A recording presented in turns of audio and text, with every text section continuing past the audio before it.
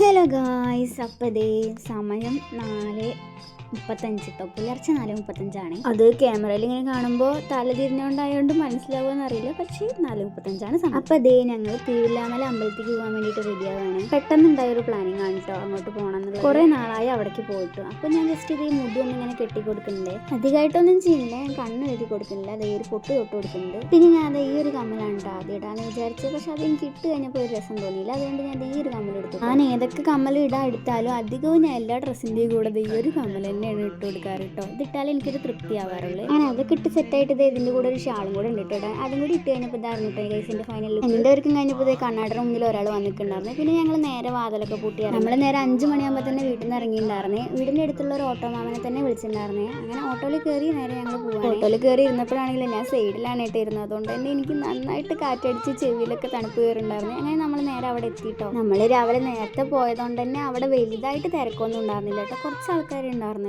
അതിനകത്തേക്ക് കയറിയപ്പോൾ തന്നെ ഒരു വല്ലാത്ത ഫീൽ ആയിരുന്നു കേട്ടോ. പിന്നെ ഇത് ഈ പ്രസാദം, ഇത് പറയാതിരിക്കാൻ വയ്യ. ആ പ്രസാദം എടുത്ത് കഴിക്കുമ്പോൾ തന്നെ നല്ലൊരു രുചിയാണ്. പിന്നെ നമ്മൾ മുകളിലെ അമ്പലങ്ങളിലൊക്കെ തൊഴുത് കഴിഞ്ഞിട്ട് താഴെ അയ്യപ്പൻ്റെ ഒരു ക്ഷേത്രമുണ്ട്, അങ്ങോട്ടും കൂടി ഇറങ്ങിയിട്ടുണ്ടായിരുന്നു. അവിടെ ഇറങ്ങി തൊഴുകുന്നത് വലിയ സീനില്ലായിരുന്നു, പക്ഷെ തിരിച്ചു കയറൽ കുറച്ച് മൾട്ടി ടാസ്ക് ആയിട്ട് എനിക്ക് തോന്നി. പിന്നെ നമ്മൾ തിരിച്ചു പോരുന്ന വഴിക്ക് തന്നെ അവിടെ ഇങ്ങനെ ഓട്ടും പൊട്ടും കല്ലോടൊക്കെ കിടക്കുന്നുണ്ടാവും കേട്ടോ. അതുകൊണ്ട് നമുക്ക് അവിടെ ഇങ്ങനെ എഴുതും, പിന്നെ അത് ഇതേപോലെ തന്നെ ഇങ്ങനെ അടുക്കി വെക്കുകയൊക്കെ ചെയ്യാം കേട്ടോ. നല്ല രസമായിരുന്നു. എല്ലാവരും അവിടെ ഇങ്ങനെ ചെയ്ത് വെച്ചിട്ടുണ്ടായിരുന്നേ, ഇങ്ങനെ ഓട്ടും പൊട്ടും അടുക്കി വെച്ചതൊക്കെ ഞാൻ കണ്ടു. പിന്നെ അവിടെ എല്ലായിടത്തും തൊഴുകലൊക്കെ കഴിഞ്ഞ് ഞങ്ങൾ അവിടെ നിന്ന് തിരിച്ചിറങ്ങി. നല്ലൊരു ബ്ലെസ്ഡ് ഫീൽ ആയിരുന്നു എനിക്ക് അവിടെ നിന്ന് തിരിച്ചിറങ്ങുമ്പോൾ ഉണ്ടായിരുന്നത്. അപ്പോൾ അത്രയുള്ള ഗൈസ്, ബൈ.